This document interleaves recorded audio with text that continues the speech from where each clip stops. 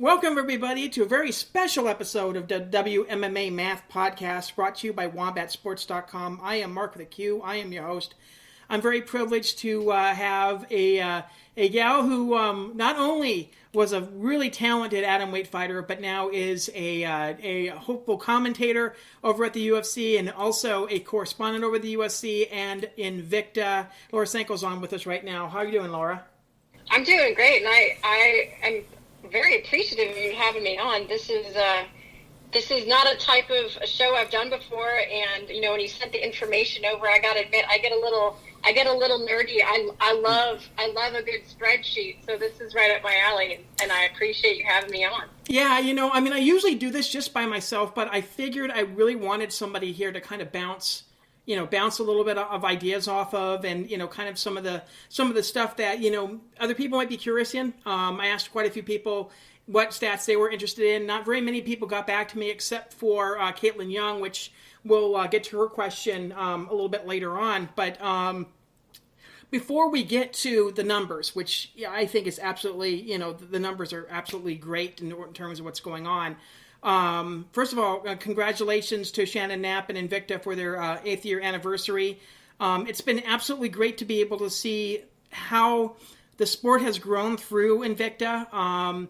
Invicta right now Invicta held, I think, the third or fourth most pro fights this year. And actually, Kansas is the state that had the most pro fights overall, which, and again, thanks to Shannon Knapp, that being the case. So, they've had also a very huge impact in terms of how the sport has been going.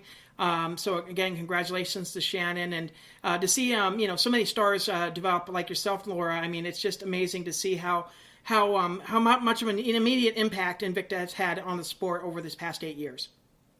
It really has, and I think anybody who's been around MMA for any amount of time knows that to start a promotion and to have it be successful for this long is very, very rare. Let alone that promotion be an entirely female promotion. I mean, that's pretty special. And at the time when Shannon launched InvictaFC, women not being in the UFC yet, it was truly revolutionary, and continues to be revolutionary now. I think some of the biggest stars that you continue to see come up through the ranks and make it to the highest heights of the sport have at least spent some amount of time, if not the majority of their careers, in Invicta. So it is still the place, in my opinion, to find the best professional women's MMA talent out there. Yeah, speaking of which, I mean, you were just a part of a panel on YouTube. I was able to catch it right before we recorded this, which was really interesting. Yourself, Julie Kedzie, quite a few reporters actually from Brazil were on as well. Talked a little bit about the expansion of the sport as well. I mean, they were talking a little bit about how you started the sport in 2007, and the fact that I do have stats all the way back to 2007, thanks to quite a few of my mentors coming into the covering the women's divisions. It's just absolutely great as well. I mean, just rawly looking at the numbers now versus what we probably had back then. I mean, tell me just your overall opinion about how the growth of the sport is, and are you obviously it might be a little bit shocked to see how much the sport has expanded. I really was shocked. It's funny, when you messaged me kind of out of the blue, I've been getting a lot of interviews lately, and I've been weirdly busy during quarantine, but when I saw it was from you, I thought, I really want to do this, because I can distinctly remember, and I mean clear as day, remember scouring the internet for the information that you, and as you mentioned previously, or before we got on the call, some of the mentors that you had would put out there, because honestly, back in the day, that's the only way I could find fights. I would look up and try to find any fighter even remotely close to the weight that I fought at, which was 105, which was extra hard to find people my size.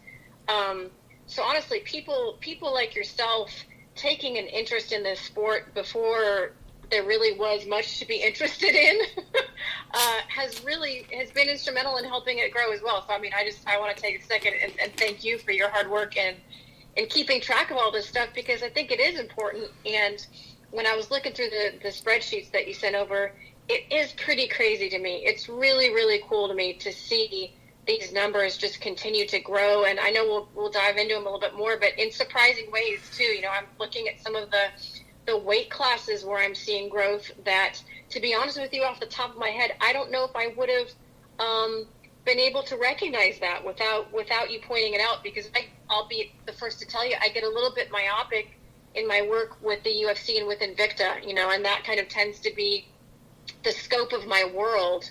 And because I have to do so much there that sometimes I don't really get outside of it. So this has been a cool exercise for me as well, and I appreciate it. No problem, and thanks for the compliment. I mean, it kind of is gratifying to be able to see that the work that I'm doing is helping not only the fans kind of understand the sport, but as you know, the fighters as well, to see where everything's kind of heading. I mean, you know, some of these smaller fighters and bigger fighters kind of feel that they have to go down or have to go up in order to find fights, but you know, I think things are expanding so much right now that, those opportunities are there for them. So, and we'll dive into that shortly. There's just one other thing I want to talk about before we kind of dive in. We mentioned Invicta, and it's kind of crazy the fact that, you know, I think people, you know, it's kind of crazy because right around that time when Invicta started, right before the UFC started, it was like maybe 6, 7, 8 month span.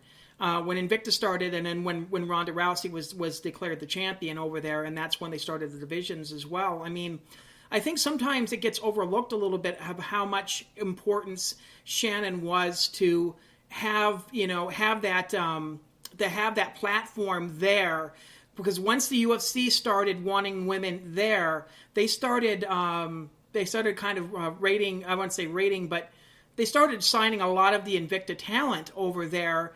And they already had the experience under them as well, and they've already kind of proven the model that these girls are draws. So you know, it's kind of interesting that I think some people just don't give Shannon and Invicta as much credit as they do in terms of how the sport has developed. Since the UFC picked it up. Yeah, and it's really, to be honest with you, that was certainly the most critical time, and I think the biggest, most obvious thing that you could point to was when the UFC opened up the strawweight division and signed virtually, if not truly, and literally the entire InvictaFC strawweight roster. You know, you wouldn't have people like Rose Namajunas or Tisha Torres, or, you know, we can go on, Michelle Watterson, Jessica Penney, all these fighters, Angela Hill, that you can go on and on and on about. Those were Invicta, those ladies were Invicta staples back in the day. And really, truly, all credit needs to be given to Shannon and the people that she's chosen to surround herself with, because not many promoters take the tact that she does in really, truly putting the fighter first. And what that often means is when that fighter has an opportunity to go to a bigger stage and make more money, allowing them to do so without bogging things down in any sort of legal issues or political issues, or just being, you know, no, you can't do that. You know, she is very supportive of women moving up at the right time. And what I am pretty privy to, which maybe would be surprising to people, but what I am privy to still ongoing is that is a relationship that is still very important for the UFC. The Invicta, the breeding ground, so to speak, you know, to allow these women to begin to enter the spotlight, to show what type of skill set they have, and not only that, but to have a moment on the microphone and show a little bit of their personality, tell a little bit of their backstory. All of it is so critical in terms of catching the eye of a company like the UFC or Bellator, if they choose to go that direction. So it is still a huge part of the ecosystem of the sport as a whole. Yeah, and it kind of segues into what we're going to be talking about now. I think we'll start with the pro ranks to start out with. I will make a caveat, since you mentioned Invicta that the first Invicta Phoenix series, their first fights in that tournament were considered pro fights, but since then, Kansas and Shannon had decided that those fights would no longer, there would be exhibition fights that would no longer count on their records. So that kind of weighs in a little bit into the statistics. So I just want to kind of give you that kind of that caveat in terms of the pros. Yeah. And then the amount of pro fights that are on, because there were some that were considered exhibition fights. But let's get to the hard numbers, Howie. Let's start with the pro fights. We have yet to hit 1,000, but we were going to. I mean, if this year would have wouldn't have affected so much this year, we would have probably hit over 1,000 fights this year, but we didn't. We're not going to be able to, just because of what's been going on. It's going to take a while for a lot of the promotions. So I figure this year's, no matter what, it's going to be a down year. It's just going to be hard to kind of tally. But I will say, from 2018 to 2019, there was a hard rally. It's just kind of crazy. They went from, let's see here, I got to put my notes. They went from, let's see, pro fights. They went from 785 fights to 979 fights. I mean, that's crazy. It's almost 200 fights that that we gained in terms of the pro ranks, which has been kind of it's really great for the pro ranks, to say the least. And I think we're seeing a lot of international organizations do more than one female fight on their card, or a lot of them are doing like all female fights and all that as well. So just overall, I mean, like I said, if it wasn't for this year, I think we could have made 1,000 this year. But it's just amazing. This is the most fights. This is the most professional fights we've had in 1 year, which in 2019, that was just crazy. It is crazy. I mean, that's almost a 25% increase if you do the math on 785 growing to almost 980.